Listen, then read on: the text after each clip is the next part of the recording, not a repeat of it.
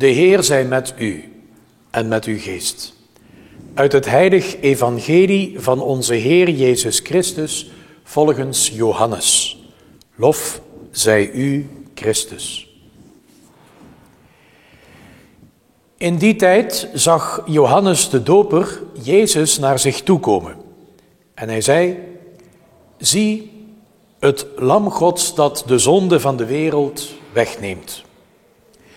Deze is het van wie ik zei: achter mij komt een man die voor mij is, want hij was eerder dan ik.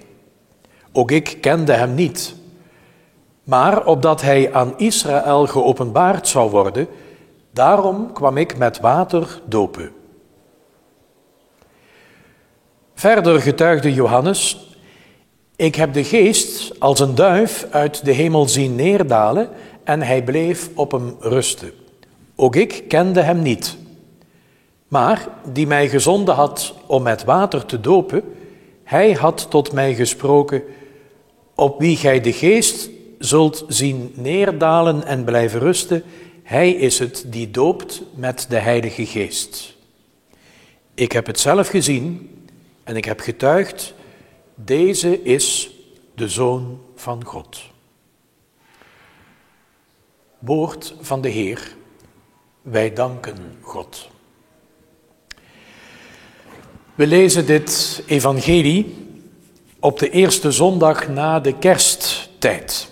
Vorige week nog besloten we de kersttijd met het feest van de doop van de Heer. Het lijkt erop alsof de liturgie haast heeft. En dat klopt in zekere zin, want het evangelie heeft haast. Zo ligt Jezus nog als de pasgeborene in de kribbe en nauwelijks iets later treedt hij als volwassene in de openbaarheid. Waarom die haast? Liefde heeft haast. Liefde wil altijd nabij zijn en elkaar doen delen in het goede.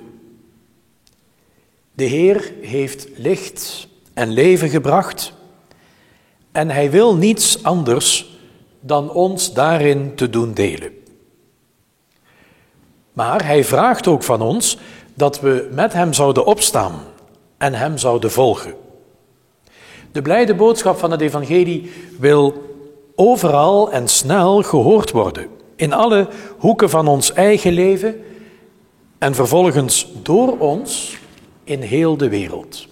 Het is daarom wellicht dat het evangelie zo'n haast heeft. Het wil ons in beweging krijgen. De kerststal is misschien al lang weer opgeborgen, maar de blijde boodschap vanuit die kerststal wil de wereld rond. Sinds zijn hemelvaart en Pinksteren rekent de Heer daarbij op ons.